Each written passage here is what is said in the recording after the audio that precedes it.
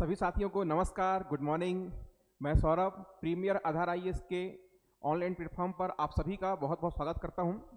दोस्तों, आज से हम आपके आने वाले उन सभी परीक्षाओं के लिए जिसमें हिंदी का सिलेबस होता है, हिंदी का पाठ्यक्रम होता है, और विशेष रूप से बात कर लें जो 2-3 एग्ज़ाम जो हाल फिलहाल में आपके इस साल होने वाले हैं।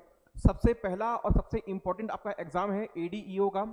उसके बाद में बात कर लेते हैं सब इंस्पेक्टर आपका एसआई एग्ज़ाम, और इसके बाद जून में जो आपका एग्ज़ाम होने वाला है सीजीपीएससी मेंस, और इसके अलावा वो सभी एग्ज़ाम जिसमें आपका हिंदी का सिलेबस होता है। सो आज की ये क्लास हम बिल्कुल बेसिक से पहले टॉपिक से स्टार्ट करने वाले हैं, और आप लोगों को करना सिर्फ इतना है कि शांति से कॉपी पेन लेके बैठना है। और वो अभ्यर्थी जो आज के पहले मेरे से ऑनलाइन पढ़ चुके हैं, हमसे जुड़ चुके हैं, वो जानते हैं जब हम किसी भी सब्जेक्ट के लिए बेसिक से लेके एडवांस तक की क्लास स्टार्ट करते हैं तो बिल्कुल हम डीप पे जाते हैं और हर एक उस टॉपिक पे चर्चा करते हैं, उस पर बात करते हैं कि जिससे क्या है जो आपका इम्पोर्टेंट है और लगभग क्या है जहाँ से प्रश्न देखने को मिलते हैं। सो बिना किसी देरी के आज से हम लोग हिंदी की अपनी सीरीज स्टार्ट कर रहे हैं, और अपनी इस सीरीज में ये हमारी आज पहली क्लास है, और मैं आपसे वादा करता हूं कि ये पहली क्लास अंतिम क्लास के रूप में पहुंचेगी। हम ना केवल अपने पूरे हिंदी के सिलेबस को कंप्लीट करेंगे, जो कि कंप्लीटली आपको यूट्यूब पे मिलेगा, विथ टाइम मिलेगा, थ्योरी भी पढ़ेंगे, एमसीक्यू भी पढ़ेंगे, बहुत बेहतरीन तरीके से पढ़ने वाले हैं। और मैं आप लोगों से आज की पहली क्लास में ये वादा भी कर रहा हूँ, देख लीजिएगा, आप लोगों को क्लास पढ़ने के बाद मालूम पड़ेगा कि ये हिंदी की जो क्लासेस होंगी, जो लेक्चर्स होंगे, ये आपके लिए अंतिम रूप से होंगे। इसके बाद में दोबारा कभी आप लोगों को कोई भी अन्य वीडियो या बुक से पढ़ने की आवश्यकता नहीं पड़ेगी। और लगभग ऐसे कोई भी क्वेश्चन हो, कहीं से भी आप क्वेश्चन को उठा के देखिएगा, आपको सारे के सारे प्रश्न बनेंगे। बस करना यह है कि आपको क्लास के अंत तक जुड़े रहना है, सीरीज के अंत तक जुड़े रहना है, बस इतना ही करना है आपको। और जो कुछ भी आप क्लास में पढ़ते हैं, ईमानदारी के साथ में आपको घर में जाकर के एक दो बार उसको रिवाइज करना है, बस इतना ही काफ़ी है। हिंदी का सिलेबस, हिंदी का पूरा कॉन्सेप्ट आपकी मुट्ठी पे होगा। सो चलिए अपनी क्लास को आज स्टार्ट करते हैं, और आज की हमारी क्लास का जो पहला टॉपिक है और बात कर लेते हैं। विशेष रूप से हम 3 एग्जाम को ध्यान में रख रहे हैं। सबसे पहला, जैसा कि आप लोगों को मैंने स्टार्टिंग में ही बता दिया कि एडीईओ जो कि आपका 15 जून को एग्जाम होना है, सब इंस्पेक्टर एसआई एग्जाम जो है, जिसकी जो है परीक्षा की डेट, जिसके प्रीलिम्स की डेट बहुत जल्द आपको देखने को मिलने वाली है। इट मे बी पॉसिबल कि यह एग्जाम आप लोगों को मार्च के मंथ में देखने को मिल जाए, ठीक है, क्योंकि गवर्नमेंट अपने सारे काम से फ्री हो चुकी है। जितने भी आपके स्थानीय चुनाव होने थे, नगरीय निकाय के चुनाव होने थे, संपन्न हो चुके हैं। सो बहुत ऐसा लगभग संभावना है, ऐसा देखने को सुनने को मिल रहा है कि मार्च या अप्रैल मंथ में आप लोगों का एसआई का प्रीलिम्स का एग्जाम होगा। और रही बात आपकी सीजीपीएससी मेंस के लिए, तो सीजीपीएससी मेंस का जो एग्जाम है उसके लिए डेट आपको पहले से मालूम है कि 26 जून से लेकर के 29 जून तक क्या है आपकी सीजीपीएससी मेंस के एग्जाम होने हैं। और चाहे वो आपका एडीईओ हो, चाहे वो आपका एसआई हो, और या तो फिर वो आपका हो सीजीपीएससी मेंस, सब में हिंदी का अच्छा खासा पोर्शन है, अच्छा खासा सिलेबस होता है। और विशेष रूप से एसआई का जो मेंस होगा और जो हमारा सीजीपीएससी का मेंस हो रहा है, यहाँ हिंदी कुछ अलग इस तरह से है कि जहां आपको एमसीक्यू मिलता है, जहां आपको बहुविकल्पी प्रश्न मिलते हैं, वहां तो आप आंसर को, जो प्रश्न है उसके ऑप्शंस को देख के आप टिक कर सकते हो। लेकिन जब मेंस एग्जाम होगा आपका सीजीपीएससी का, तो वहां पास में आपको डायरेक्टली पूछता है कि इस संधि के उदाहरण लिखिए, इस समास के उदाहरण लिखिए। तो आपको याद होने चाहिए कि भाई ये समास पूछ रहा है तो इस समास के उदाहरण कैसे होते हैं। संधि विच्छेद करने को बोलेगा, समास विग्रह करने को बोलेगा, वर्ण विच्छेद करने को बोलेगा, जो आपके मुहावरे कहावतें हैं उनके अर्थ लिखने को बोलेगा। तो हमको वहां पास जरूरत पड़ती है, आवश्यकता पड़ती है हिंदी के एक कंप्लीट नॉलेज की, जो कि आप लोगों को इस क्लास से मिलने वाला है। सो क्लास को स्टार्ट करते हैं, और आज की हमारी इस क्लास का पहला टॉपिक है, हम चालू कर रहे हैं हिंदी व्याकरण से। यहाँ पास कहोगे सर ये आप इसको टॉपिक क्यों बोल रहे हो, तो अभी आपको थोड़ी देर में मालूम पड़ने वाला है कि कैसे हम हिंदी व्याकरण की शुरुआत करेंगे और अपने पहले टॉपिक वर्णमाला या क्या है वर्ण विचार की ओर आगे बढ़ने वाले हैं। सो ठीक है, चलिए, हिंदी का रहा सिलेबस का सवाल। सबको लगभग पता रहता है कि हिंदी का एक कॉमन सिलेबस होता है, वो आपका वर्ण विचार होता है, संधि होता है, समास होता है, उपसर्ग प्रत्यय इत्यादि होते हैं। फिर इसके बाद में जो आपका अन्य व्याकरण का पोर्शन है, सर्वसंज्ञा है, सर्वनाम है, क्रिया है, विशेषण है, लोकोक्ति, मुहावरे इत्यादि क्या है आपका कॉमन हिंदी का सिलेबस होता है। पहले हम उसी कॉमन सिलेबस को कवर करेंगे, इसके बाद में जो हमारा एडवांस पोर्शन है जो आपके एसआई के लिए और मेंस के लिए अलग से होता है उस पर भी हम बात कर लेंगे। तो चलिए सबसे पहले देखते हैं हिंदी व्याकरण से स्टार्ट करते हैं। तो बच्चों बहुत ध्यान से समझिएगा, आराम से, आपको कुछ नहीं करना है, कॉपी पेन लेके बैठना है और समझिएगा। सबसे पहले हम आपको यह दिखाई दे रहा है, हमने लिखा हुआ है यहाँ पास में हिंदी और एक शब्द हमारे पास में है व्याकरण। हम शुरुआत करते हैं हिंदी से।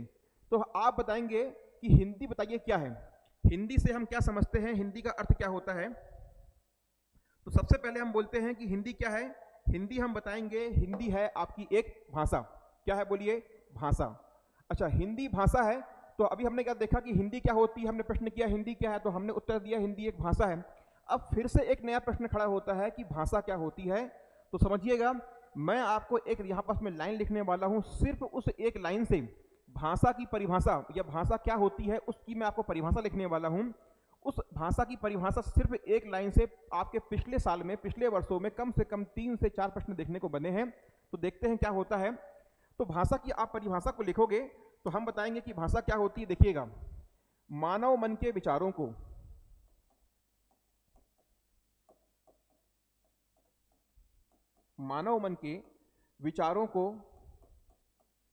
प्रकट करने के लिए, मानव मन के विचारों को प्रकट करने के लिए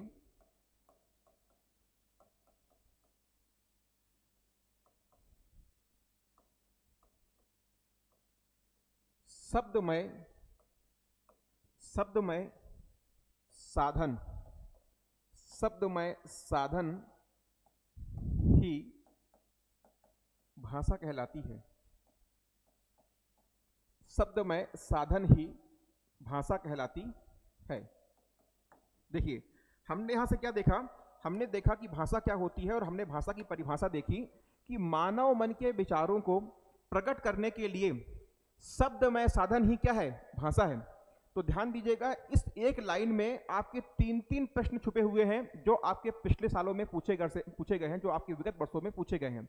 तो पहला प्रश्न क्या पूछा गया था, आपसे ये पूछ लिया गया है, ये तो 2-3 बार एग्जाम में आ चुका है कि भाषा क्या होती है, भाषा की परिभाषा क्या होती है, और आपको 4 ऑप्शन बना के देगा।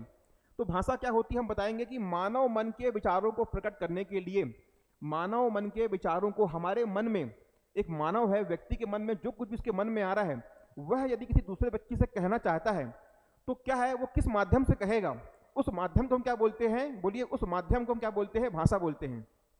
तो पहला तो क्या आ गया, मानव मन के विचारों को प्रकट करने के लिए शब्दमय साधन का, जिस शब्दमय साधन का हम प्रयोग करते हैं उसे हम क्या कहते हैं, भाषा कहते हैं।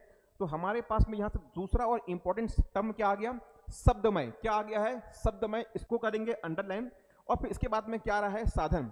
तो भाषा की परिभाषा क्या हुई कि व्यक्ति के मन में, एक मानव के मन में जो विचार उत्पन्न हो रहे हैं, अब जब जो विचार उत्पन्न हुए हैं, जब वह किसी अन्य व्यक्ति के साथ में साझा करना चाहेगा तो वो साझा कैसे करेगा, तो कुछ शब्दों का उपयोग करेगा, कुछ शब्दों का प्रयोग करेगा। और क्या है, जो शब्दों का प्रयोग वह अपने विचारों को प्रकट करने के लिए साधन के रूप में कर रहा है, वही क्या कहलाएगी, आपकी भाषा कहलाएगी। तो समझिएगा, यहां से आपके पास में एक शब्द आ रहा है, शब्दमय। शब्दमय, तो ध्यान देना प्रश्न कैसे बनता है। प्रश्न बनेगा, भाषा का संबंध है, भाषा का संबंध है। एक प्रश्न बनता है, भाषा का संबंध है। आपको इसका ऑप्शंस मिलेगा, पहले आपको बोल देगा वर्ण और आपको बोल देगा शब्द। तो हमें यह बताना है कि जो भाषा है इसका संबंध किससे होता है, भाषा का संबंध वर्ण से होता है कि भाषा का संबंध शब्द से होता है।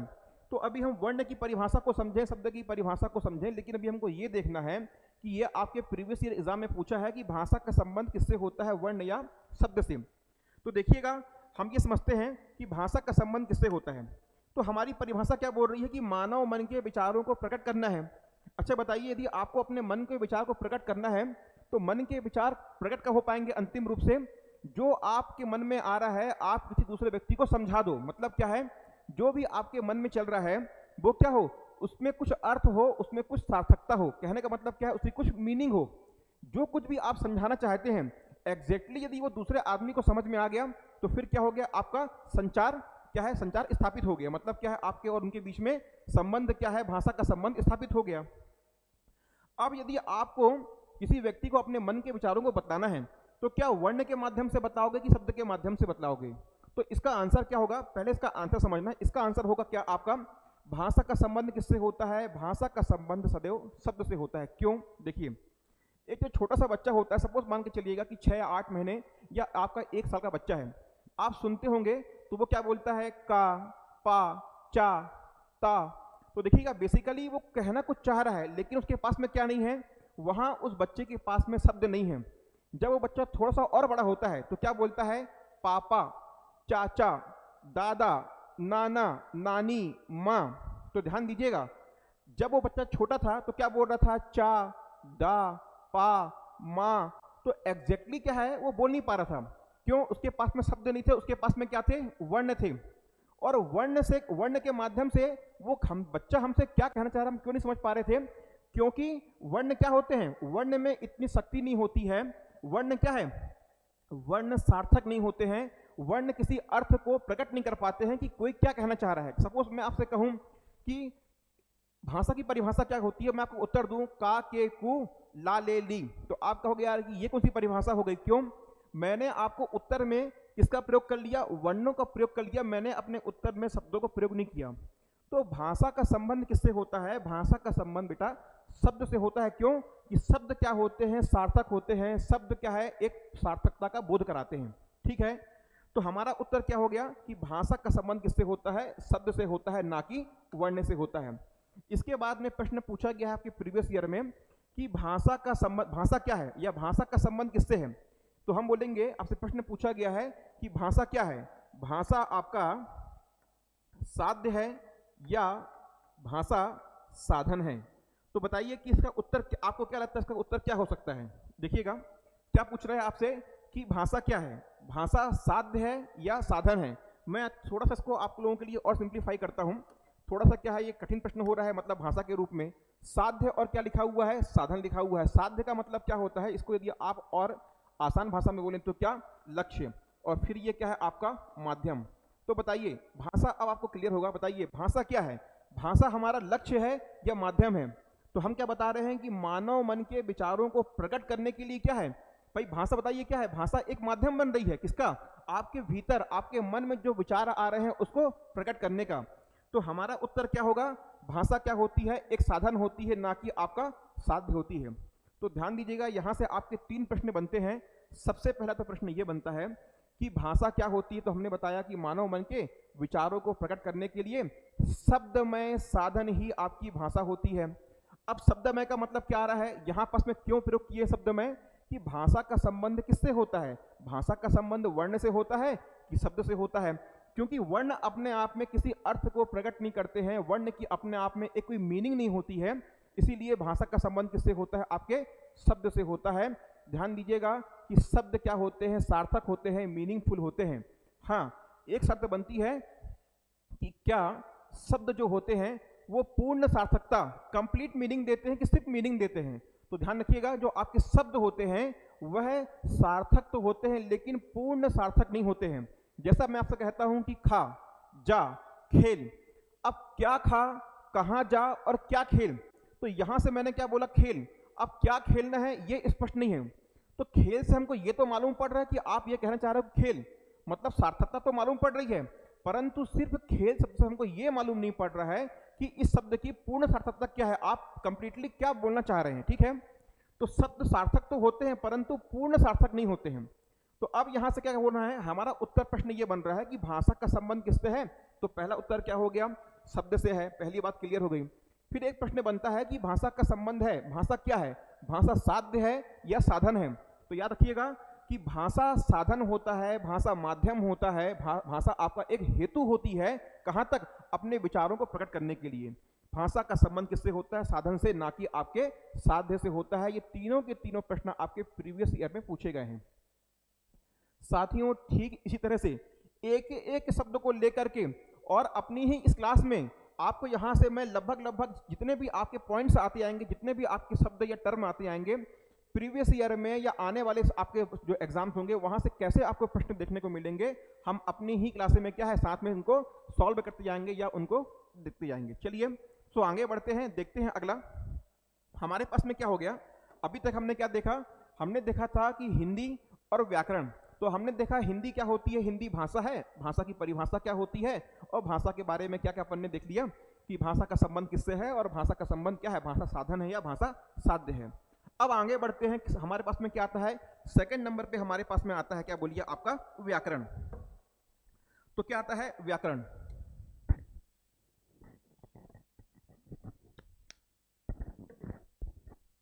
चलिए, तो अब ये देखते हैं, एक हमारे पास में सेकंड नंबर पे आता है, जो हमने ये देख लिया, हिंदी देखी और सेकंड शब्द था हमारे पास में व्याकरण। अब प्रश्न ये उठता है, सबसे पहले आपको ये बताना है कि व्याकरण क्या होती है। पर ध्यान दीजिएगा, इसके पहले एक चीज और आती है जिस पे मैं आपका ध्यान देना चाहूंगा कि हिंदी, और हमने भी क्या देखा था, बोलिए हिंदी क्या होती है, तो हमने बताया था हिंदी क्या है, एक भाषा है। तो एक प्रश्न उठता है, प्रश्न आपसे ये पूछेगा कि बताइए भाषा पहले आई, भाषा पहले आई या व्याकरण। व्याकरण, समझ रहे हैं आप प्रश्न को? प्रश्न क्या पूछ रहा है कि भाषा का विकास पहले हुआ या व्याकरण का विकास पहले हुआ।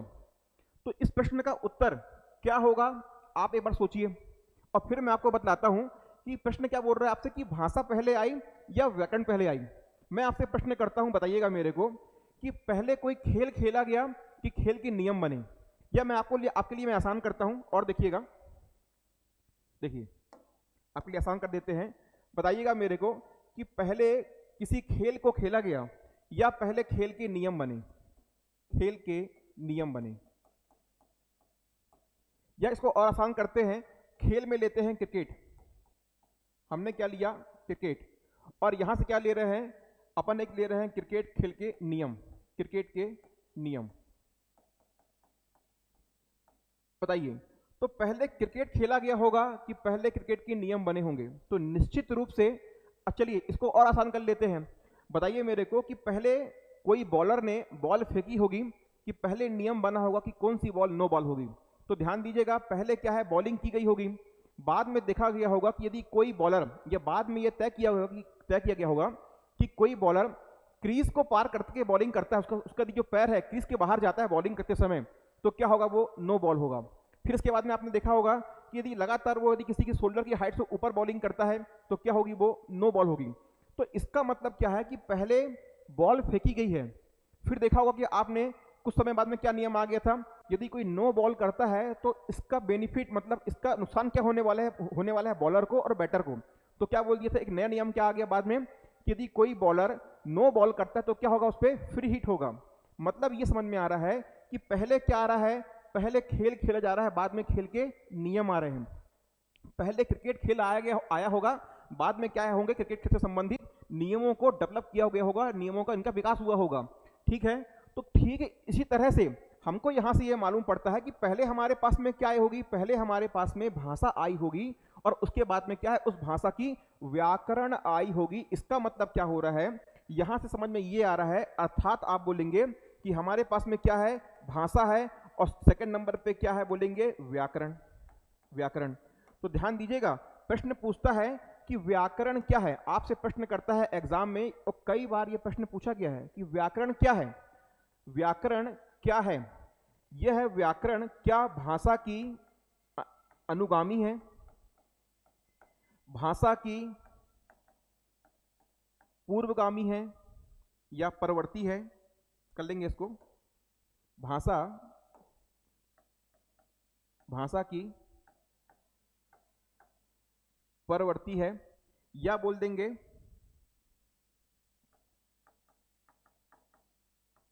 भाषा की पूर्वगामी है। ध्यान दीजिएगा, कहना आपसे प्रश्न ये चाह रहा है, ये आपको क्या है, घुमा के पूछेगा कि भाषा पहले आई कि आपकी व्याकरण पहले आई। तो हमको ये बताना होता है कि भाषा जो है पहले आई है, इसके बाद में क्या आई है, उसकी व्याकरण आई है। मतलब क्या है, पहले एक भाषा का विकास हुआ है और फिर उस भाषा के विकास होने के बाद में उस भाषा से संबंधित क्या है, नियम बने हैं। मतलब क्या है कि भाषा और व्याकरण में संबंध क्या होता है कि व्याकरण उस भाषा के क्या है, नियमों को बतलाती है कि किसी भाषा में यदि किसी शब्द का प्रयोग हो रहा है तो उस शब्द में क्या किसी आपके उपसर्ग का प्रयोग हुआ है, क्या किसी प्रत्यय का उपयोग हुआ है, क्या किसी समास का, क्या किसी शब्द में समास हो रहा है, किसी समास में संधि हो रही, तो कौन सी संधि हो रही है, कोई शब्द आपका विकारी है कि अविकारी है। कहने का अर्थात मतलब ये है यहाँ से कि व्याकरण क्या बतलाती है, भाषा के नियमों को बतलाती है। यदि व्याकरण भाषा के नियमों को बतला रही है, इसका मतलब पहले भाषा आ रही है और बाद में व्याकरण आ रही है, तो आपको उत्तर को ठीक ठीक अपने कॉपी में नोट कर लेना है कि पहले भाषा आई कि पहले व्याकरण आई। तो आपको क्या बताना है कि पहले क्या आ रही है, भाषा, और उसके बाद में क्या आ रही है, आपकी व्याकरण।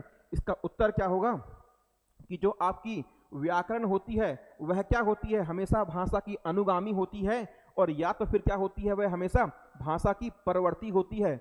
अनुगामी का मतलब क्या होता है, किसी का अनुगमन करना या किसी का पीछा करना, और परवर्ती का मतलब क्या होता है, किसी के बाद में आना। तो ध्यान दीजिएगा, भाषा जो आपकी व्याकरण है, व्याकरण क्या होती है, भाषा की अनुगामी होती है या भाषा की परवर्ती होती है। कई बार ये एग्जाम में प्रश्न बन चुका है कि व्याकरण भाषा की पूर्ववर्ती होती है कि भाषा व्याकरण की परवर्ती होती है। तो आपको आंसर क्या देना है, भाषा जो व्याकरण है वह भाषा की अनुगामी होती है और भाषा की परवर्ती होती है। परवर्ती और अनुगामी का मतलब क्या होता है, के बाद में आना या उसका अनुसरण करना। ठीक है, भाषा की पूर्वगामी होती है, ये इसका नहीं होगा। तो उत्तर क्या होगा, व्याकरण भाषा की अनुगामी या उसका अनुसरण या उसकी परवर्ती होती है। ठीक है, तो अभी हमको ये समझ में आ गया कि भाषा और व्याकरण के बीच में संबंध क्या है, कौन पहले आएगा और कौन बाद में आएगा, ये क्लियर हो गया। चलिए आगे बढ़ते हैं और देखते हैं कि व्याकरण की परिभाषा क्या होनी चाहिए, मतलब व्याकरण होती क्या है। अभी तो हमने ये देख लिया कि व्याकरण पहले आएगी कि भाषा पहले आएगी। अब हमको ये चेक करना है कि व्याकरण की परिभाषा होती क्या है, व्याकरण का अर्थ क्या होता है। तो समझिएगा, मैं आपको व्याकरण की परिभाषा को या व्याकरण के अर्थ को दो शब्दों के माध्यम से बता रहा हूं। पहला होता है, व्याकरण को हम बोलते हैं शब्दानुशासन। शब्दानुशासन, शब्दानुशासन। और एक आता है आपका, एक आता है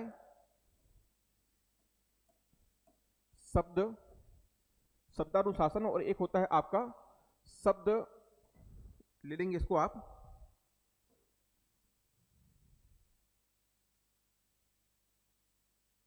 इसके लिए एक सटीक वर्ड था,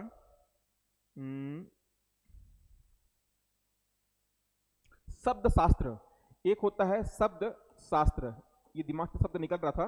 तो ध्यान देंगे, व्याकरण क्या होती है, व्याकरण को समझने के लिए, इसकी परिभाषा को समझने के लिए, या बात कह लें कि व्याकरण से एग्जाम में कैसे प्रश्न बनते हैं इसकी परिभाषा से। तो ध्यान दीजिएगा, हमारे पास में दो शब्द हैं। पहला शब्द क्या है हमारे पास में, पहला शब्द हमारे पास में यह है कि व्याकरण क्या है, शब्दानुशासन को बताती है, अर्थात क्या, व्याकरण शब्दानुशासन को बताती है, और ये क्या है, आपके भाषा का शब्द शास्त्र है। तो देखिएगा, शब्द और अनुशासन, इसमें क्या रहा है, इसमें आपके दो शब्द आ रहे हैं, शब्दानुशासन में आपके दो शब्द आ रहे हैं, एक आ रहा है आपका शब्द और एक आ रहा है आपका अनुशासन। मतलब क्या है, इस शब्द का मतलब ये होता है कि क्या है, यह शब्द के नियम को बतलाती है, शब्द के नियम, या शब्द के नियम को दर्शाती है।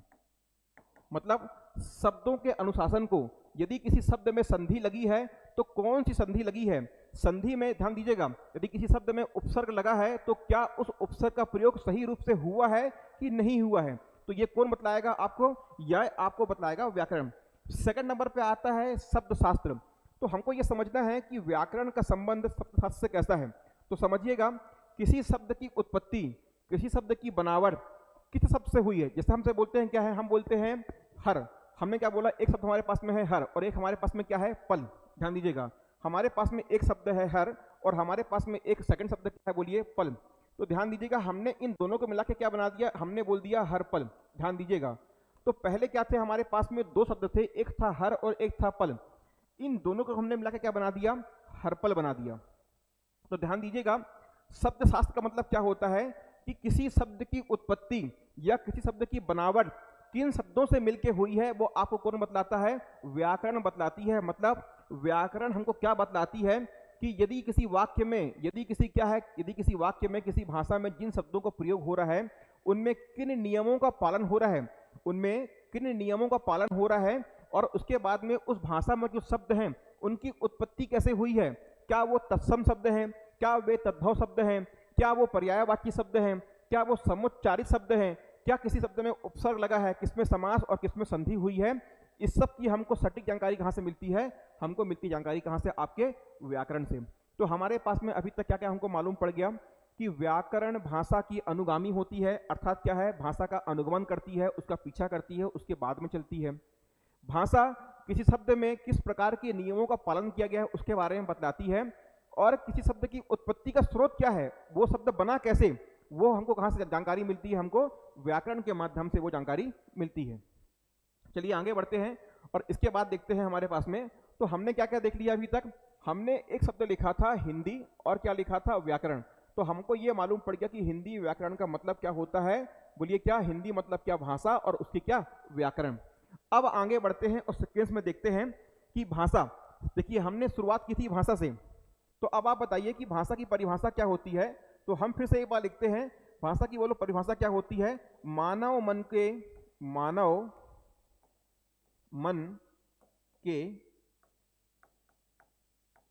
विचारों को प्रकट करना। अब ध्यान दीजिएगा, जब मैं इस परिभाषा को एक बार लिख चुका हूं तो दोबारा क्यों लिख रहा हूं, इसके पीछे कुछ कारण है, समझिएगा। भाषा का संबंध किससे होता है, मानव मन के विचारों को प्रकट करना। तो कोई मानव है अपने मन के विचारों को प्रकट कर देगा कैसे, तो ध्यान दीजिएगा, यहां से मैं आपको बताना चाह रहा हूं कि भाषा का विकास कैसे हुआ। तो ध्यान दीजिएगा, भाषा के विकास के दो पहलू हैं। पहला पहलू क्या बोलता है, या पहला आपका तरीका क्या बोलता है कि भाषा का विकास किस कालखंड में कैसे कैसे हुआ, और दूसरा क्या होता है कि उसका क्या है, बनावट या उसकी उत्पत्ति के आधार पर, कि किसी भाषा में जो शब्द देखने को मिल रहे हैं कि उनकी उत्पत्ति कैसे हुई, मतलब पहले ध्वनि आई फिर वर्ण आए, कि पहले शब्द आया फिर ध्वनि आई। तो मतलब क्या है, भाषा की विकास को, भाषा का डेवलपमेंट कैसे हुआ, भाषा का उद्भव कैसे हुआ, भाषा का विकास कैसे हुआ, इसको हमको पता करने के लिए, इसको समझाने के लिए, इसको बताने के लिए दो तरीके होते हैं। एक होता है क्या बोलिए, भाषा का विकास किस कालखंड में और किस तरीके से हुआ है, और इसके बाद में क्या है, भाषा की क्या है, उत्पत्ति के आधार पे, उत्पत्ति के आधार पर कि भाषा की उत्पत्ति आखिर कैसे हुई। तो ध्यान दीजिएगा, आज का जो हमारा टॉपिक है ये कालखंड पे नहीं है। इसका मतलब क्या होता है, जैसे आपने सुना होगा कि भाषा का, हिंदी भाषा का विकास कैसे हुआ। बेसिकली हमको पढ़ना क्या है, बेसिकली हमको पढ़ना है हिंदी भाषा। तो हिंदी भाषा का विकास क्रम क्या है, तो हम बताते हैं, पहले क्या आता है आपका, वैदिक संस्कृत आता है, फिर क्या आता है आपका लौकिक संस्कृत आता है, इसके बाद में क्या आती है आपकी पाली भाषा आती है, फिर प्राकृत भाषा आती है, प्राकृत के बाद में क्या आता है आपका अपभ्रंश आता है, अपभ्रंश के बाद में क्या आता है आपका अवहट्ट काल आता है।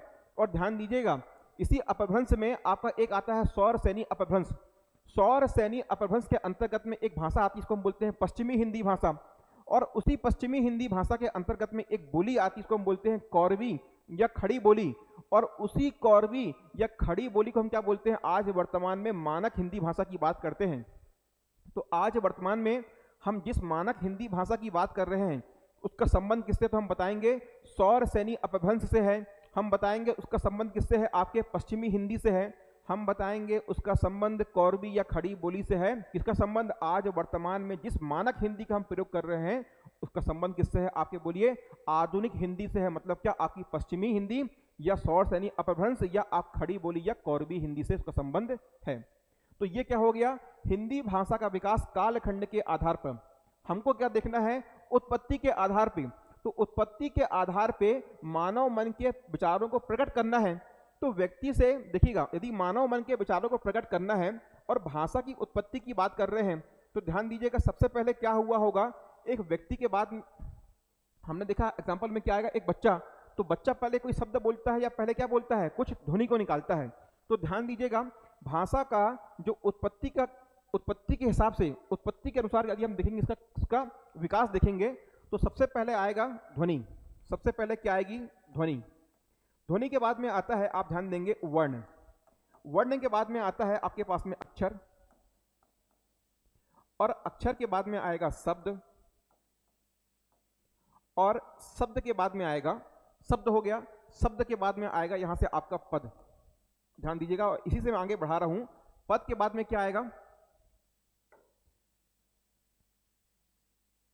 ये देखिएगा, ये क्या हमने लिखा, पद। पद के बाद में क्या आएगा, यहां आप लिख लेंगे पद, बंध, और इसके बाद में क्या आएगा आपका, अंतिम में आएगा वाक्य। क्या आ रहा है, वाक्य। तो हम देख रहे हैं कि भाषा का उत्पत्ति के आधार पे विकास किस प्रकार से हुआ। तो सबसे पहले आपको देखने को क्या मिल रहा है, ध्वनि।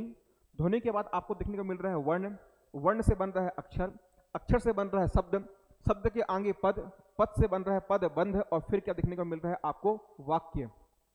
समझिएगा, तो ये क्या है, आपके भाषा का उत्पत्ति के आधार पे विकास का क्रम है, और अंतिम रूप से क्या है, वाक्य।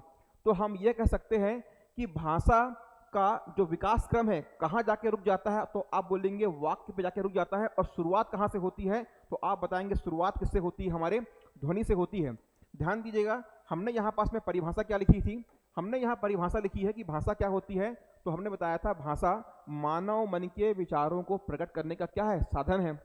अब आप अपने मन को किस माध्यम से प्रस्तुत कर पाएंगे, किस माध्यम से प्रकट करेंगे, बताइए। ध्वनि के माध्यम से करेंगे कि आप अपने मन के विचारों को, आप अपने मन के विचारों को ध्वनि के माध्यम से करेंगे, वर्ण के माध्यम से करेंगे, अक्षर के माध्यम से करेंगे, शब्द पद बंध, या आपके वाक्य के माध्यम से करेंगे, बताइए कैसे करेंगे।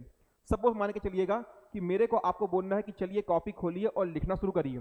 तो मैंने आपसे क्या बोला, कॉपी, क्या पूरा हुआ, नहीं हुआ, लिखो, पूरा हुआ, नहीं हुआ। मतलब क्या है, यदि मेरे मन में कुछ आ रहा है, मैं आपसे कुछ कहना चाहता हूं, ये अंतिम रूप से कब कंप्लीटली आप तक पहुंच पाएगा, जब क्या है, मैं आपसे कुछ वाक्य बोलूंगा, और मैं आपसे वाक्य बोल रहा हूं कि कॉपी खोलो और लिखना चालू करो। तो ध्यान दीजिएगा, हम भाषा का विकास देख रहे हैं उत्पत्ति के आधार पे, और शुरुआत कहाँ से हो रही है, शुरुआत हो रही है ध्वनि से। तो समझते हैं पहले इनको एक एक करके कि ध्वनि क्या होती है, वर्ण क्या होते हैं, अक्षर क्या होते हैं, शब्द क्या होते हैं, और आपके पद और वाक्य क्या होते हैं। तो शुरुआत करते हैं किससे, हम शुरुआत करते हैं ध्वनि से। तो समझिएगा हमारे पास में क्या है, यहां हमने लिख लिया भाषा, भाषा। अब देखिएगा सबसे पहले क्या आ रहा है, ध्वनि। ध्वनि के बाद में आपको देखने को मिलेगा वर्ण, वर्ण के बाद में आपको देखने को मिलेगा अक्षर, अक्षर, और अक्षर के बाद में आपको देखने को मिलेगा शब्द, शब्द के बाद में आएगा पद, और पद के बाद में आएगा पद बंध, और इसके बाद में आएगा वाक्य। चलिए एक एक करके समझते हैं इन चीजों को। पहले देखना है हमको ध्वनि। तो देखिएगा ध्वनि क्या होता है, यहां से एग्जाम में कई बार आपके प्रश्न बना हुआ है कि ध्वनि क्या होती है। तो ध्यान दीजिएगा, प्रश्न पूछा गया है कि ध्वनि क्या होती है, तो इसका उत्तर क्या आता है, ध्वनि मौखिक भाषा की, मौखिक, मौखिक भाषा की सबसे छोटी, सबसे छोटी, या बोलेंगे लघुत्तम, या बोलेंगे मौलिक इकाई। मौलिक का मतलब क्या होता है, मूलभूत, मौलिक इकाई होती है। ध्यान दीजिएगा क्या लिखा है मैंने यहां पास में, प्रश्न किया गया कि ध्वनि क्या होती है, तो हम ध्वनि का क्या बताएंगे कि मौखिक भाषा की, मतलब हमारे पास में एक नया वर्ड क्या आ गया, मौखिक भाषा। तो हमको ये बताना है कि क्या भाषा किस प्रकार की होती है। तो ध्यान दीजिएगा क्या लिखा है, मौखिक भाषा, मतलब क्या है, इसका अर्थ यह है कि भाषा दो प्रकार की होती है। एक बोलो क्या होती है, मौखिक, मौखिक, और एक क्या होती है, लिखित।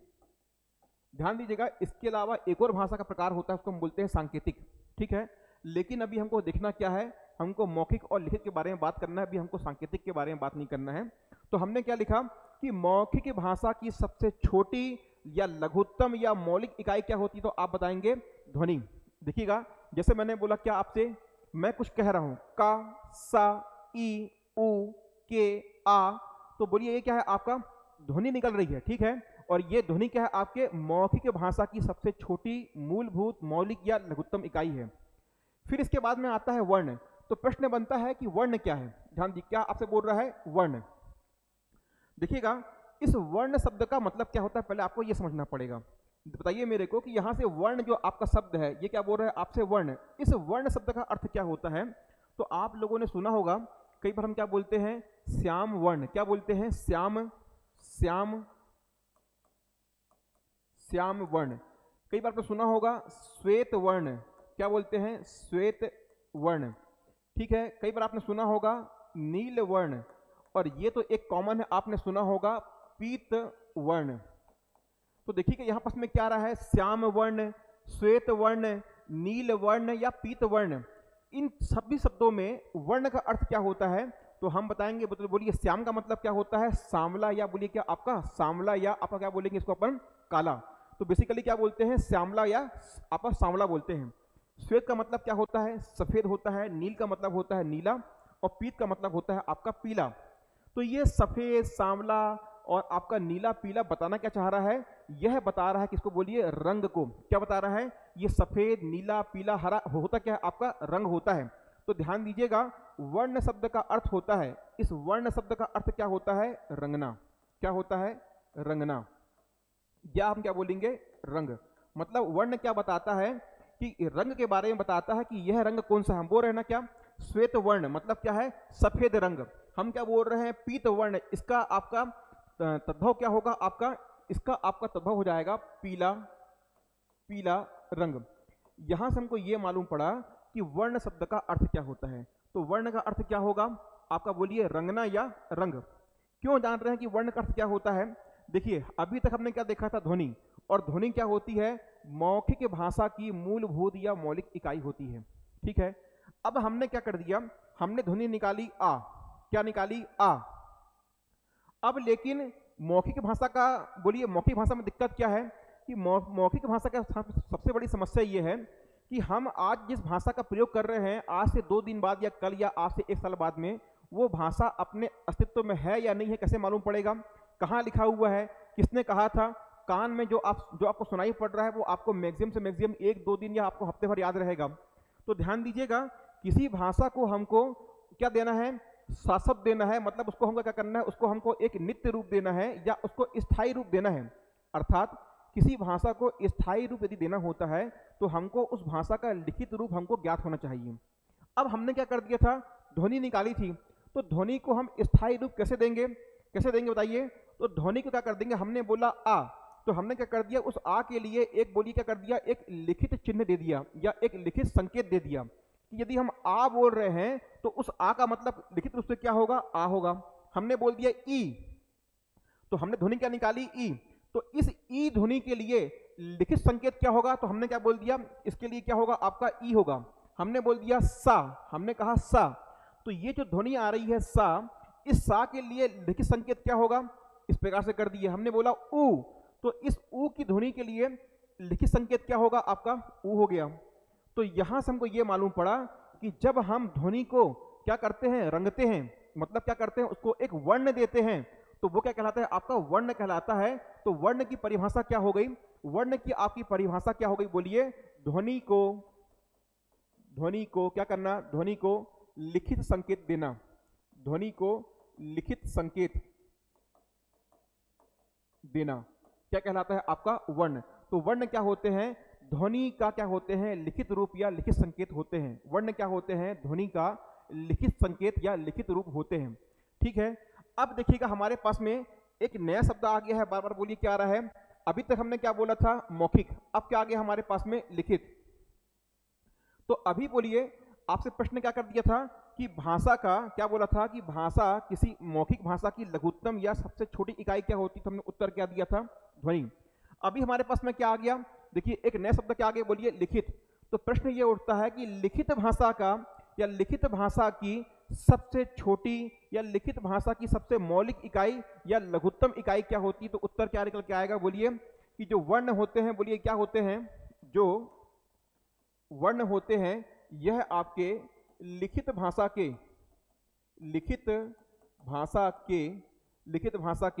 सबसे छोटी या मौलिक इकाई होती है। मौलिक या लघुत्तम। जो क्या है? वर्ण क्या होते हैं? लिखित भाषा के सबसे छोटी, मौलिक या लघुत्तम इकाई होती है। सबसे स्मॉलेस्ट यूनिट क्या होती है? आपकी लिखित भाषा की सबसे स्मॉलेस्ट, लघुत्तम, सबसे छोटी या मौलिक इकाई क्या होती है? आपकी वर्ण होते हैं। लिखित भाषा के सबसे छोटी या मौलिक या लघुत्तम इकाई को क्या बोलते हैं हम? इकाई क्या होते हैं? आपके वर्ण होते हैं। यहां तक क्लियर हुआ? तो हमने क्या क्या देख लिया? ध्वनि क्या होते हैं? ये क्या होते हैं? आपके मौखिक भाषा की सबसे छोटी या लघुत्तम इकाई होती है।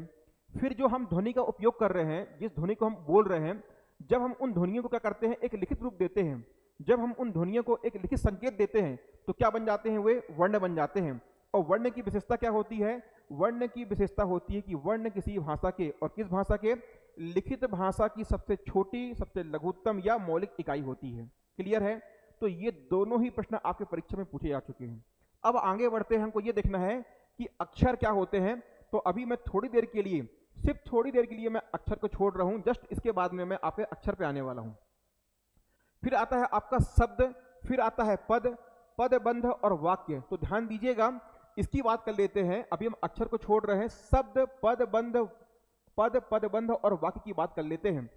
तो यहां से कैसे प्रश्न बनते हैं, शब्द की परिभाषा आपसे नहीं पूछेगा, वाक्य की परिभाषा आपसे नहीं पूछेगा, पूछेगा क्या कि शब्द की विशेषता क्या होती है और वाक्य की विशेषता क्या होती है। ध्यान रखिएगा।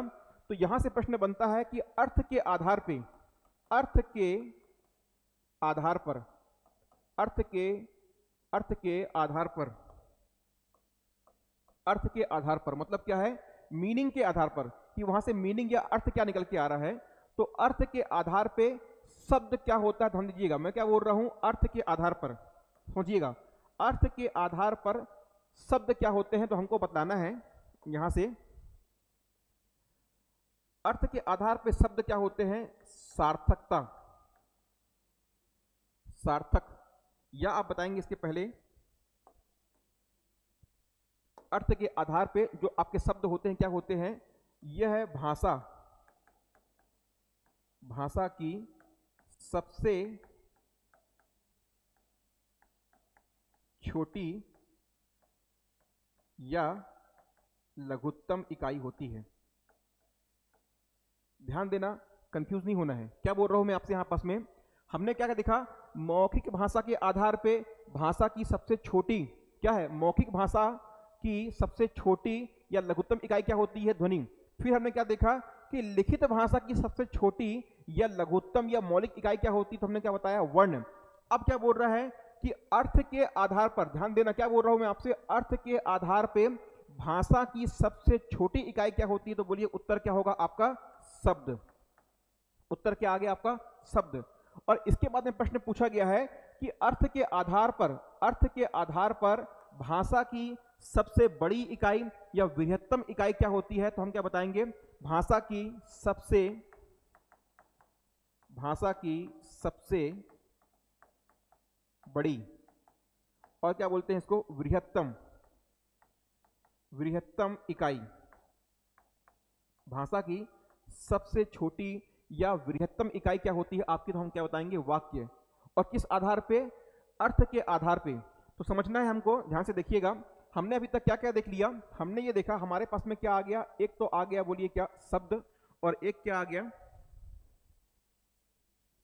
देखिए एक आ गया शब्द और दूसरा आ गया वाक्य। हमने क्या देखा कि अर्थ के आधार पे बोलिए शब्द क्या होते हैं, अर्थ के आधार पे भाषा की सबसे छोटी इकाई होती है शब्द, और सबसे बड़ी या वृहत्तम इकाई क्या होती है आपका, वाक्य। ध्यान दीजिएगा, शब्द और वाक्य में अंतर क्या होता है समझना। शब्द क्या होते हैं, सार्थक तो होते हैं, शब्द सार्थक तो होते हैं, परंतु पूर्ण सार्थकता का, पूर्ण सार्थकता का बोध नहीं कराते, बोध नहीं कराते। क्या है इसका मतलब, देखते हैं क्या है। शब्द सार्थक तो होते हैं परंतु पूर्ण सार्थकता का बोध नहीं कराते। और ध्यान दीजिएगा, वाक्य क्या करते हैं, वाक्य पूर्ण सार्थकता का, पूर्ण सार्थकता का, पूर्ण सार्थकता का बोध कराते हैं, बोध।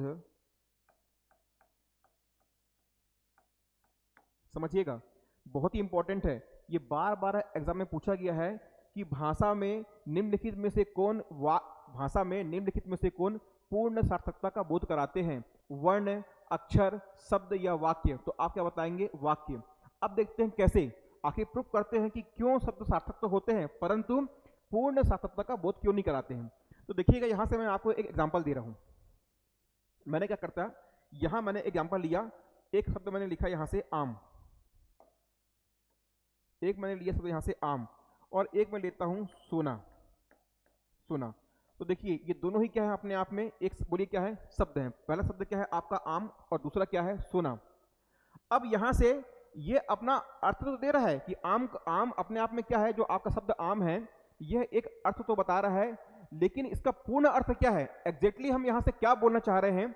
हम यहाँ से आम एक फल है उसकी बात कर रहे हैं, कि किसी आम आदमी की बात कर रहे हैं, या किसी आम व्यक्ति की बात कर रहे हैं, या किसी आम दिन की बात कर रहे हैं। यहाँ से आम का तो अर्थ हमको मालूम पड़ रहा है कि आम का अर्थ ये होता है, पर निश्चित रूप से यहाँ किस आम की बात की जा रही है हमको यहाँ से मालूम नहीं पड़ रहा है।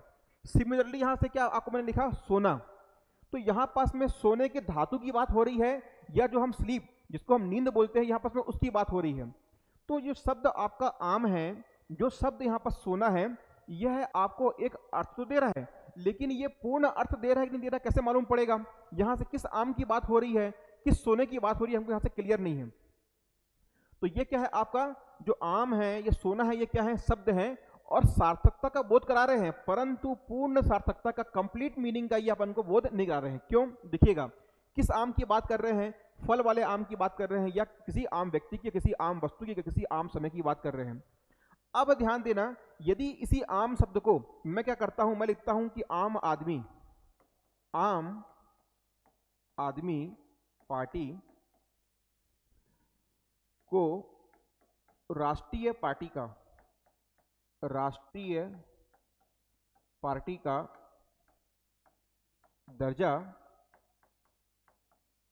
प्राप्त है। क्या बोला मैंने, आम आदमी पार्टी को राष्ट्रीय पार्टी का दर्जा प्राप्त है।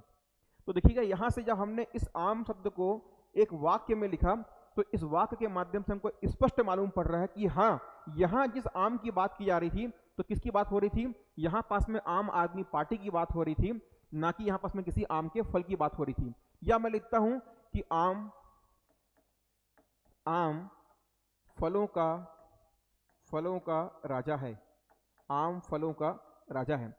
तो यहां से आम का अर्थ स्पष्ट हो रहा है कि किसकी बात हो रही है, यहां पास में जिस आम की बात हो रही है वो क्या है, एक फल है, अर्थात यहां से आम क्या है, एक फल की बात हो रही है। और पहले वाले में क्या मालूम पड़ा कि यहाँ पास में एक पार्टी की बात हो रही है, किस पार्टी की बात हो रही है, आम आदमी पार्टी की बात हो रही है। वो बात अलग है कि अब आम आदमी पार्टी क्या है, एक अपने समाप्ति या अंत की ओर आगे बढ़ चुकी है। देखते हैं आगे भविष्य में क्या होता है।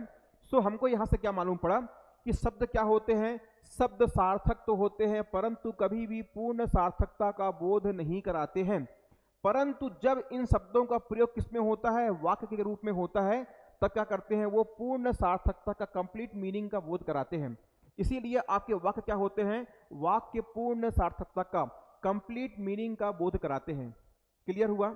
सो क्या हो गया, ये आपका शब्द और क्या हो गए, आपके वाक्य हो गए। चलिए इसका स्क्रीनशॉट लेंगे और आगे बढ़ते हैं, फिर देखते हैं इसके बाद में।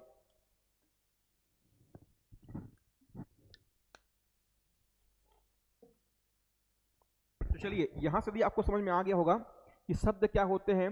देखिएगा हमने क्या क्या देख लिया अभी तक। देखिए हमने भाषा देखा, भाषा में ध्वनि क्या होती है, ध्वनि को समझा, वर्ण को समझा, शब्द को समझा, पद को, अभी हमने पद नहीं देखा है, पद बंद देखा है, और वाक्य देख लिया है। ठीक है, आगे समझते हैं। तो हमने ध्वनि को समझ लिया, वर्ण को समझ लिया, शब्द को समझ लिया, और बोलिए वाक्य के बारे में हमने अभी थोड़ा थोड़ा समझा है, कंप्लीटली हमने अभी नहीं देखा है, पर हमको बेसिकली मालूम पड़ गया कि भैया ध्वनि क्या होती है, वर्ण क्या होती है, और आपके शब्द और आपके वाक्य क्या होते हैं। अब हम आते हैं किस पे, बोलिए आपके अक्षर पे आते हैं। ठीक है, तो समझिएगा कि अक्षर क्या होते हैं। तो इसको साथ में आपको क्या समझना पड़ेगा, पहले आपको वर्ण को समझना पड़ेगा, और वर्ण के साथ में क्या जुड़े होते हैं, अक्षर। बेसिकली विद्यार्थियों को दिक्कत कहाँ होती है कि निम्नलिखित में से कौन सा एक वर्ण है और कौन सा एक अक्षर है, मतलब क्या है, वर्ण और अक्षर में अंतर क्या होता है। यदि आपको ये अंतर समझ में आ गया तो फिर आपको ये भी मालूम पड़ जाएगा कि वर्ण क्या होता है और अक्षर क्या होता है। तो चलिए देखते हैं, आगे समझते हैं चीजों को। देखिएगा क्या पूछ रहा है, हमसे पूछता है कि वर्ण एवं अक्षर में क्या अंतर होता है, वर्ण एवं अक्षर में अंतर। तो बहुत ध्यान से समझेंगे, कॉपी में इसको जरूर नोट कर लेंगे। ये जो आपको मैं परिभाषा बताने वाला हूं, ये आपको बुक वगैरह में कहीं भी देखने को नहीं मिलेगी, और समझने की दृष्टि से ये बहुत ही इंपॉर्टेंट है। आप यदि इस बात को पकड़ लिए कि वर्ण और अक्षर में क्या अंतर होता है, तो इससे बहुत सारे कॉन्सेप्ट आगे जाके क्लियर होते हैं। विशेष रूप से आपका संधि वाला कॉन्सेप्ट यहाँ से आपको देखने को मिल जाएगा। समझते हैं, देखिएगा मैं आपको कुछ दे रहा हूँ, यहाँ पर मैं लिखता हूँ आ, मैंने आ लिखा, बड़ा आ लिखा, ई लिखा, बड़ी ई लिखा, इस प्रकार से मैंने यहाँ ऋषि लिखा, फिर मैंने यहाँ लिख दिया सा, यहाँ मैंने लिखा का, यहाँ मैंने लिखा, ये मैंने लिखा का, ये लिखा या, और ये लिखा मैंने रा, और यहाँ लिखा रा, इधर मैंने लिख दिया सा, और यहाँ मैंने लिख दिया आपका से। ठीक है, यहाँ मैंने लिख दिया ऐसे का, और यहाँ मैंने लिख दिया को। अब हमको ये पता करना है कि यहाँ पर मैंने जो भी आपके सामने वर्ण या अक्षर लिखे हैं, इनमें से कौन सा वर्ण है और कौन कौन से हमारे अक्षर हैं, हमको ये पता करना है। तो ध्यान दीजिएगा, यदि आपको ये पता करना है कि जो मैंने यहाँ पास में आपको एग्जाम्पल लिखा हूँ, जो यहाँ मैंने आपके लिए एग्जाम्पल लिखा हूँ, तो इनमें से कौन से वर्ण हैं और कौन कौन से आपके अक्षर हैं, ये पता करेंगे। तो कैसे पता करेंगे, तो देखिएगा एक नियम है, इसको आप नोट कर लेना, परिभाषा को नोट कर लेना। सबसे पहले परिभाषा आती है कि वर्ण क्या होते हैं, और परिभाषा आती है, बोलिए क्या, आपके अक्षर क्या होते हैं। तो ये परिभाषा बहुत इंपॉर्टेंट है, लाइफ टाइम आपके काम आने वाली है, नोट करिएगा। सभी स्वर, सभी स्वर, क्या बोल रहा हूं, सभी स्वर एवं, सभी स्वर एवं स्वर रहित व्यंजन, क्या लिखा मैंने, सभी स्वर एवं स्वर रहित व्यंजन, क्या लिखा है, स्वर रहित व्यंजन। ठीक है, ये क्या होते हैं, आपके वर्ण होते हैं। समझते हैं परिभाषा को। सेकंड नंबर किस में आते हैं, अक्षर में आते हैं। तो अक्षर की परिभाषा क्या होती है, देखिएगा अक्षर में क्या लिख रहा हूं मैं, सभी स्वर, क्या लिखा, सभी स्वर एवं स्वर सहित व्यंजन। ध्यान से समझना, बहुत बारीक अंतर है दोनों परिभाषाओं में, इसलिए आपको बता रहा हूं कि विशेष रूप से आपको यहां पर ध्यान रखना है। देखिए वर्ण की परिभाषा क्या लिखा है, सभी स्वर एवं स्वर रहित व्यंजन। इसका मतलब क्या है कि सभी स्वर क्या होते हैं, आपके सभी स्वर क्या होते हैं, वर्ण होते हैं, और वह व्यंजन, क्या, वह व्यंजन जिसमें क्या है, स्वर का प्रयोग नहीं हुआ है, मतलब क्या है, बिना स्वर के आने वाले व्यंजन, ऐसे व्यंजन जिसके साथ में स्वर का प्रयोग नहीं किया गया है, क्या कहलाते हैं, आपके वर्ण कहलाते हैं। और कोई वर्ण व्यंजन वर्ण है, इसकी पहचान कहां से मालूम पड़ती है, यदि उस वर्ण में नीचे हलंतर का प्रयोग हुआ है तो क्या कहलाएगा, वो आपका व्यंजन कहलाएगा। यदि किसी वर्ण के अंत में, यदि किसी वर्ण के साथ में, यदि किसी वर्ण के साथ में क्या देखने को मिल रहा है, आपको हलंत का चिन्ह देखने को मिल रहा है, ये क्या बतलाता है आपको, हलंत का चिन्ह बतलाता है कि उस वर्ण के साथ में किसी स्वर का प्रयोग नहीं किया गया है। और यदि किसी वर्ण के साथ में, यदि किसी वर्ण के साथ में हलंत चिन्ह नहीं दिखाई दे रहा है, तो निश्चित रूप से वो क्या होगा आपका, या तो वो आपका स्वर होगा, और या तो फिर क्या होगा, वो आपका अक्षर होगा। क्या बोल रहा हूं मैं आपसे, यदि किसी वर्ण के साथ में हलंत चिन्ह का प्रयोग नहीं किया गया है, तब क्या होगा, वो आपका, या तो वो आपका स्वर होगा, और या तो फिर क्या होगा, वो आपका अक्षर होगा। ध्यान देना। तो परिभाषा क्या बोल रहा है कि वर्ण क्या होते, तो हमने क्या बताया कि जितने भी आपके स्वर होते हैं, सभी के सभी स्वर क्या होते हैं, आपके वर्ण होते हैं, और वह सभी व्यंजन भी आपके वर्ण होते हैं जिसके साथ में स्वर का प्रयोग नहीं किया गया है। मतलब क्या है, हलंत चिन्ह के साथ में आने वाले, हलंत चिन्ह के साथ में आने वाले आपके वर्ण क्या कहलाते हैं, आपके व्यंजन कहलाते हैं। ठीक है, तो क्या हो जाएंगे, वो आपके वर्ण हो जाएंगे। ठीक है, फिर अक्षर की परिभाषा क्या बोलता है, अक्षर की परिभाषा में भी क्या आ रहा है, बोलो, अक्षर की परिभाषा में भी सभी स्वर आ रहा है। मतलब क्या है, जो सभी स्वर होते हैं, या आप कह सकते हैं कि स्वर, आप यहां से कह सकते हैं कि स्वर क्या होते हैं, स्वर वर्ण भी होते हैं और स्वर अक्षर भी होते हैं। क्लियर हो रहा है क्या, स्वर जो होते हैं वह वर्ण भी होते हैं और अक्षर दोनों होते हैं, अर्थात स्वर वर्ण भी होते हैं और स्वर अक्षर भी होते हैं। लेकिन जो आपके व्यंजन हैं, व्यंजन अक्षर कब होगा, जब उसके साथ में क्या आ रहा है, आपका स्वर आ रहा है।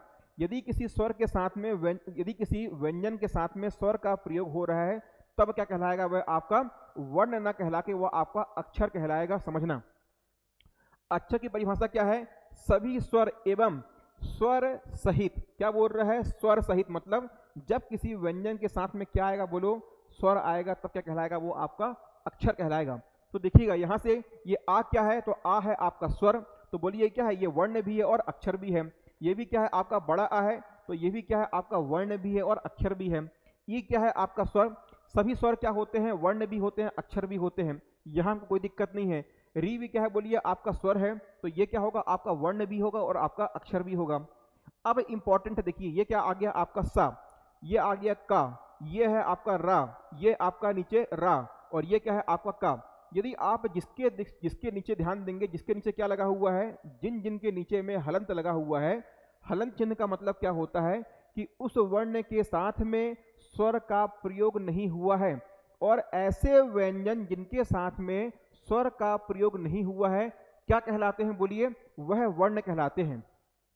तो यहां से आपका ये जो आपको सा दिखाई दे रहा है, का दिखाई दे रहा है, रा दिखाई दे रहा है, यह जो रा है और यह जो का है और यह जो आपका सा है, ये सभी के सभी क्या कहलाएंगे? आपके, ये सभी के सभी आपके वर्ण हैं। क्यों?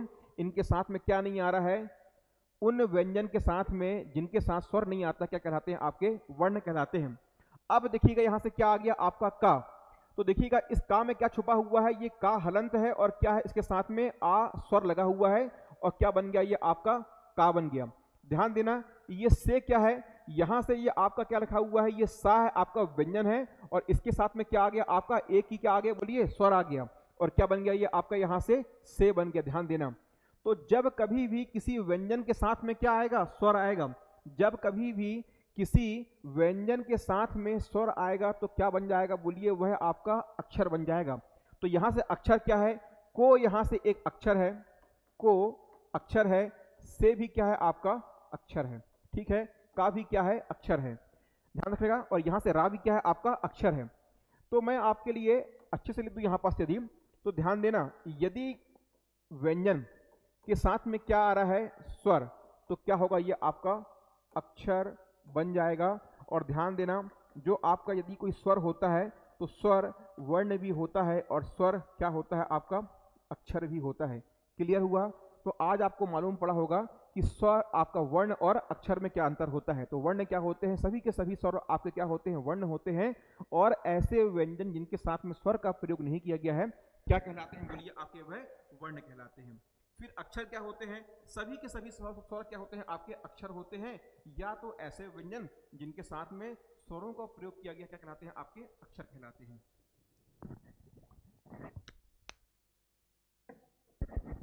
चलिए, यदि आपको वर्ण और अक्षर का अंतर मालूम पड़ गया होगा, वर्ण और अक्षर क्या होते हैं यह आपको मालूम पड़ गया होगा, तो अब आगे बढ़ते हैं आज के अपने पहले टॉपिक में। हमारे सिलेबस का जो पहला टॉपिक है उसको हम क्या बोलते हैं? वर्णमाला। क्या बोलते हैं? वर्णमाला। तो यहां से आपको आज ये मालूम पड़ गया कि वर्ण क्या होते हैं। बोलिए, वर्ण क्या होते हैं। तो वर्ण से दो तीन प्रश्न बनते हैं। सबसे पहला क्या होता है कि वर्ण क्या है?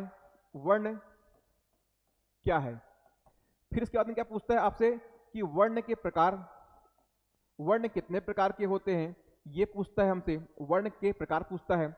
फिर क्या प्रश्न बनता है कि वर्ण की क्या क्या विशेषताएं होती हैं। वर्ण की क्या क्या विशेषताएं होती हैं।